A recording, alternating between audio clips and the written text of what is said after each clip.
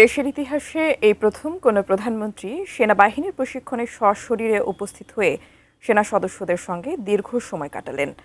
আজ সকালে মানিকগঞ্জের সিংগাইরে নবম পদাতিক ডিভিশনের গ্রীষ্মকালীন প্রশিক্ষণে হাজির হন প্রধানমন্ত্রী তারেক রহমান। এ সময় তিনি বলেন, জনগণ সেনাবাহিনীর ওপর গভীর আস্থা রাখে। জাতীয় সংকট মোকাবেলা ও আইন শৃঙ্খলা রক্ষায় পেশাদার প্রশিক্ষণ, শৃঙ্খলা ও সর্বোচ্চ প্রস্তুতি বজায় রাখার উপর গুরুত্ব আরোপ করেন তিনি।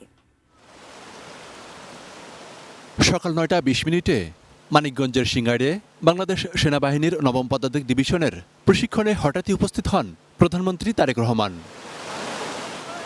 মহড়া চলাকালে তিনি ফার্ম বেসের বিভিন্ন অংশ ঘুরে দেখেন এবং দায়িত্বপ্রাপ্ত জেনারেল অফিসার কমান্ডিং, জিওসি ও ইউনিটের কমান্ডিং অফিসারের কাছ থেকে প্রশিক্ষণ কার্যক্রম ও কৌশলগত প্রস্তুতি সম্পর্কে অবহিত হন।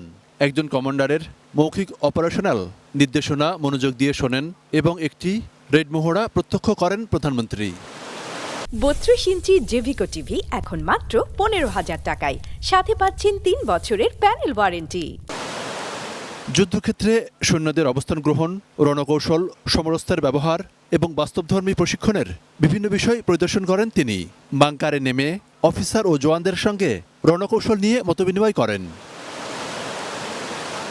এছাড়া গাছের আড়ালে ছদ্মবেশী সেনা সদস্যদের কাছে গিয়েও তাদের খোঁজখবর নেন এবং উৎসাহ দেন। প্রশিক্ষণস্থলে সেনা সদস্যদের জন্য রান্না করা খাবার গ্রহণ করেন এবং তাদের সঙ্গে চা পানও করেন প্রধানমন্ত্রী।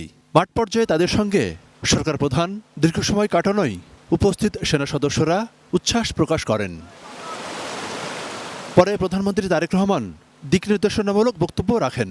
এ সময় প্রধানমন্ত্রীর প্রতিরক্ষা উপদেষ্টা অবসরপ্রাপ্ত brigadier general doctor AKM Shamsul Islam, সেনাবাহিনী প্রধান জেনারেল ওয়াকরুজ্জামান, প্রধানমন্ত্রীর সামরিক সচিব মেজর জেনারেল আবুল হাসনাত মোহাম্মদ তারিক সহ ঊর্ধ্বতন কর্মকর্তারা উপস্থিত ছিলেন। Monirul Islam Mintu, ATN news, Dhaka.